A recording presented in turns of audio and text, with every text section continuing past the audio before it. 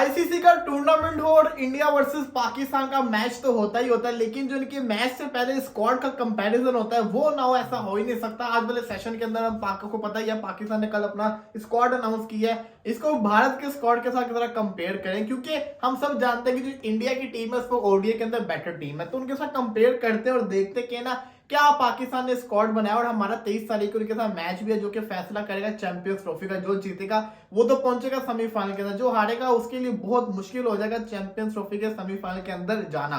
तो ये वाला जो मैच है ना बड़ा इंपॉर्टेंट मैच रखता होता है। दोनों टीम्स के स्क्वाड देखते हैं, दोनों टीम्स के बड़े बड़े जो नाम है ना वो आजकल आउट ऑफ टच है, लेकिन ये मैच विनर है, कभी भी कुछ भी करके दिखा सकता है। पहले जरा भारत का स्क्वाड में आपको डिवाइड करवा दो, जिसके अंदर थे रोहित शर्मा कप्तान थे, शुभमन गिल वाइस कप्तान थे, यशस्वी जायसवाल, विराट कोहली, श्रेयस अय्यर, केएल राहुल, ऋषभ पंत, हार्दिक पांड्या, रविंद्र जडेजा, अक्षर पटेल, वाशिंगटन सुंदर, कुलदीप यादव, जसप्रीत बुमराह, मोहम्मद शामी, अर्शदीप सिंह। ये 15 रुकनी स्क्वाड है इंडिया का, जिसके अंदर सिराज नहीं था। इनके अंदर क्या फास्ट बॉलिंग के अंदर शामी, बुमराह, अर्शदीप और हार्दिक पांड्या 4 ऑप्शन है। स्पिन के अंदर इनके पास सुंदर, अक्षर, जडेजा और कुलदीप 4 ऑप्शन मौजूद है। तो ये बॉलिंग के लिहाज से इन्होंने बड़ा बैलेंस और ऑलराउंडर्स इन्होंने बड़े ज्यादा रखने की कोशिश की है। पाकिस्तान के अगर स्क्वाड की बात कीजिए तो पाकिस्तानी टीम की अगर बात करें तो पाकिस्तान का जो स्क्वाड है उसके आपको मैंने कल बताया ही था, लेकिन बॉलर्स को अगर सबसे पहले कंपेयर किया जाए, एक तरफ है उमर आपके बुमराह, शामी, अर्शदीप और हार्दिक, एक तरफ आता है शाहीन, नसीम, हारिस, हसनैन और फहीम।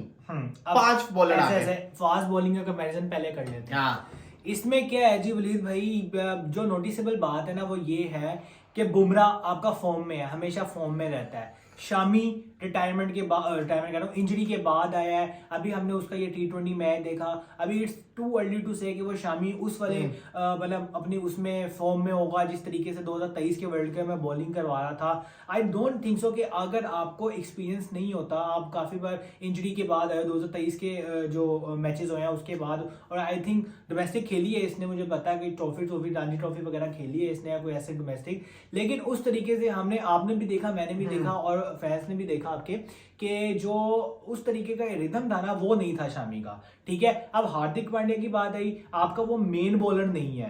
ठीक है, मेन बॉलर नहीं है क्योंकि वो ऑलराउंडर होता है, इसलिए मेन बॉलर सिर्फ आपका होता है जसप्रीत बुमराह। लेकिन पाकिस्तान में गेम तो वो मेन बॉलर ही बना होता है यार, वो बन जाता है, वो एक अलग चीज है, लेकिन अभी फिलहाल ये बात है। अच्छा, और अर्शदीप सिंह, हाँ जी ये बॉलर है आपके पास। 2 बॉलर हैं जो कि अच्छे बॉलर हैं, और बुमराह की बात यही है, अर्शदीप सिंह का भी इतना नहीं, लेकिन जसप्रीत बुमराह की सिर्फ एक बात है कि वो कभी भी गेम को चेंज कर सकता है। यहाँ पे बात आई पाकिस्तान के फास्ट बॉलिंग की, शाहीन अफरीदी हमेशा से विकेट लेके जाता है वर्ल्ड कप में, 2023 के वर्ल्ड कप में भी अच्छी खासी विकेट थी, 10-12 विकेट थी उसकी। और इसके अलावा हारिस रऊफ स्कोर बहुत पड़ता है, लेकिन विकेट निकाल लेता है, पेस कंसिस्टेंट रहती है थोड़ी, स्कोर बहुत पड़ता है, इसलिए मैंने पहले बोला।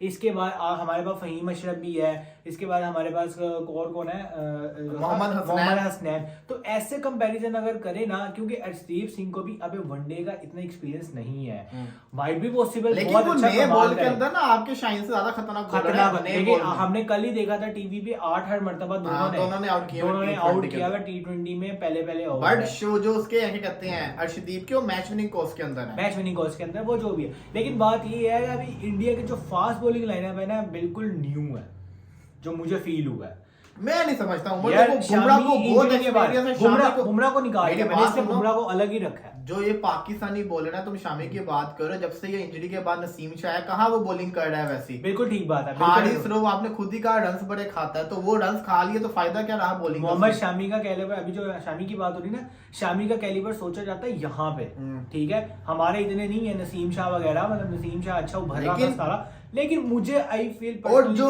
हार्दिक पांड्या है ना, वो बेशक जिसको कहते हैं पार्ट टाइम इनका काउंट हो, लेकिन वो हमारे बॉलर से बड़ा यूजफुल साबित होता है। वो ऐसे शॉर्ट बॉल हमारे अगेंस्ट फेंकता है जो कि हमें विकेट देने पे मजबूर कर जाती है। लेकिन अगर मैं बात करूं प्लेइंग 11 की, तो इनके 3 बॉलर प्लेइंग 11 के अंदर होंगे, बुमराह, अर्शदीप और पांड्या फास्ट बॉलर। बाकी इधर का स्पिन का ज्यादा स्ट्रॉन्ग होगा ना। पाकिस्तान के 3 बॉलर होंगे, नसीम, शाहीन और हारिस। यहाँ पे अगर मैं आपको दोबारा बता रहा हूं, अगर तो बुमराह फिट हुआ ना, बुमराह अगर आगे खेलने मैच, तो इनकी बॉलिंग लाइनअप ज्यादा मजबूत होगी एज कम्पेयर टू अपनी। स्क्वाड के अंदर हमारे पास ज्यादा ऑप्शन है, लेकिन प्लेइंग 11 के अंदर अर्शदीप भी नए बॉल से बड़ा खतरनाक है, बुमराह तो नए हो या पुराना हो वो तो है ही खतरनाक। हार्दिक बीच में बड़े यूजफुल ओवर करवाता है। Hardik as compare to Haris Rauf कम जिसको कहते हैं ना रन खाता है और एक आधा विकेट बड़ा क्रूशियल निकाल के ले जाता है। बिल्कुल 100%। लेकिन मुझे ऐसा फील होता है कि पाकिस्तान की क्योंकि कंसिस्टेंसी रही है हमेशा से यही बॉलिंग लाइनअप खेली है बड़े अरसे से, लेकिन इंडियन टीम में बात है अर्शदीप वापस आया है, मोहम्मद शामी वापस आया है अब टीम में वापस,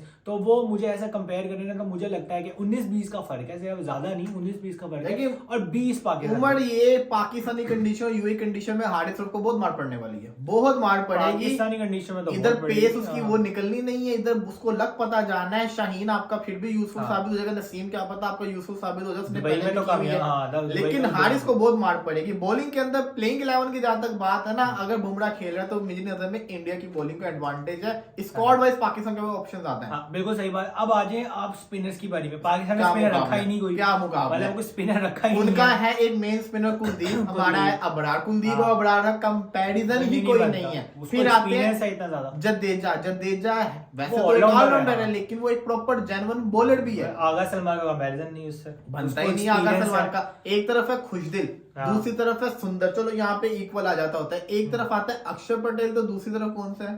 कोई भी नहीं। यही तो वजह सारी की सारी। साउथ शकील तो बनता भाई साहब। फहीम अशरफ तो हाई फास्ट बॉलर आपका। मसला बताऊं क्या मसला ये है कि जो पाकिस्तान के स्क्वाड की मेरी बात सुनो जरा। अबरार ने लेस देन 5 मैचेस खेले हुए हैं। बिल्कुल। जो आपका खुशदिल है उसने लास्ट टाइम ओडीआई खेला था 2022 के अंदर।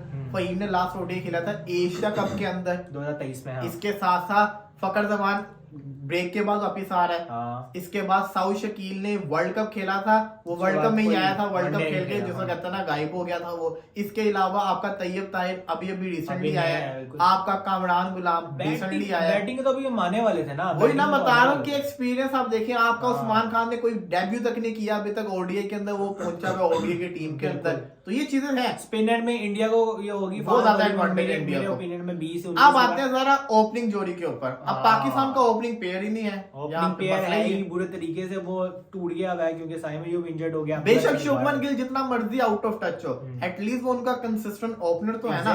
रोहित और के सब ओपनिंग पेयर तो है ना, इसी वजह से तो बॉलिंग में जायसवाल एक बैकअप ओपनर भी रखा हुआ है। हमारे पास कोई ओपनर ही नहीं है भाई साहब।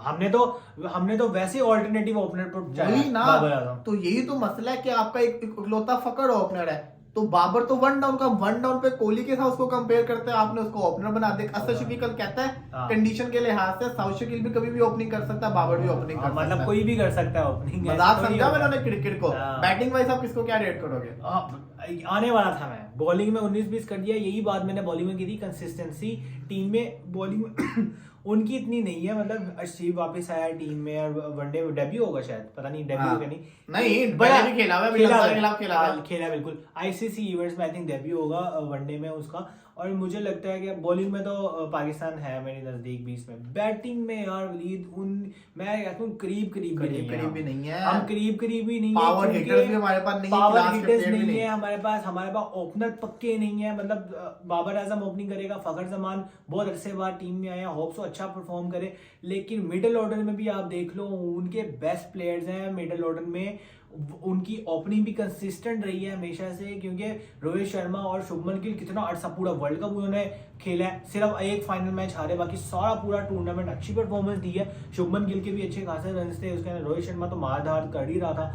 मिडिल ऑर्डर में आप लगा लो श्रेयस अय्यर हो गया, विराट कोहली हो गया। एशियन पिच पे दुबई में पिचेस पे तो चलेगा विराट कोहली, अभी तो आउट ऑफ फॉर्म है थोड़ा, लेकिन हमारे अगेंस्ट में फॉर्म में आ जाएगा, क्योंकि हमें पता है कि कोई लक हुआ हमारा, कोई चांस मिला तो हम आउट कर सकते हैं कोहली को। अगर कोहली यही 40 से या 30 से ऊपर निकला पाकिस्तान के नजदीक तो भाई कोहली की मारना शाहीन की टीम खेल रही है ना, फॉर्च्यून ब्रिटिश। हाँ मतलब अब तो शाहीन वापस आ गया। तो मुझे लगता है कि भाई बैटिंग में हमारा कोई मुकाबला नहीं है उनसे। हमेशा की तरह आईसीसी इवेंट्स में, वनडे में हमेशा की तरह इंडियन टीम ऑन पेपर बहुत स्ट्रॉन्ग रही। हाँ तो इसका मतलब है कि बैटिंग और फील्ड वो कहते हैं आगे बात आगे स्पिनर की, तो उनको एडवांटेज है। फास्ट बॉलिंग में मेरे लिहाज तो स्क्वाड वाइज पाकिस्तान मजबूत है, लेकिन प्लेइंग 11 वो है, तो इसमें तो स्क्वाड सिंपल सी बात है, इंडिया को ज्यादा एडवांटेज है, इंडिया का ज्यादा मजबूत स्क्वाड है। बात ही आती है ना कि उन्होंने टीम बनाई हुई है, होमवर्क किया उनके बाद देखो ओपनर बैकअप मौजूद है जायसवाल, बीच में जिसको कहते हैं ना उनके पास अब देखो पंत खेलेगा या राहुल खेलेगा ये फैसला और क्या होगा। मिडिल ऑर्डर में भी ऑप्शन है, तो- ओपनिंग में भी ऑप्शन है, एंड तो में आप भी ये ऑप्शन देखो है। कि अगर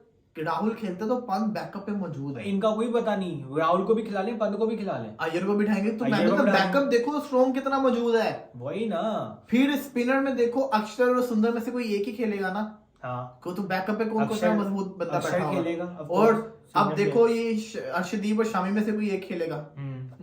बिल्कुल। तो ये देखो ना, बॉलिंग में भी उनके पास ऑप्शंस हैं, बैटिंग में भी ऑप्शंस हैं, मिडिल ऑर्डर में भी ऑप्शंस हैं, स्पिनर में भी ऑप्शंस हैं। हमारे पास कोई ऑप्शंस नहीं है भाई। तो यही बात हमारे है, जो- यहाँ पे भारत को एडवांटेज हमारे पास क्या है कि जो ओपनिंग चले गई वो पक्की हो जाएगी। अब जो अगला कंपैरिजन करेंगे ना वो प्लेइंग 11 पे करेंगे, हाँ। इनकी final playing 11 before the match, उसके ऊपर देखेंगे कौन सी उसमें ट्राई सीरीज और भारत की ओडीआई जो है उसके साथ उसका भी रिजल्ट पता चल जाएगा। बिल्कुल। तो अभी तब ओवरऑल फैसला सिर्फ करेंगे। स्क्वाड पे कंपैरिजन हाँ। किया, जो कि अभी ऑन पेपर स्क्वाड आया हमारे बिल्कुल। पास, इसके हिसाब से।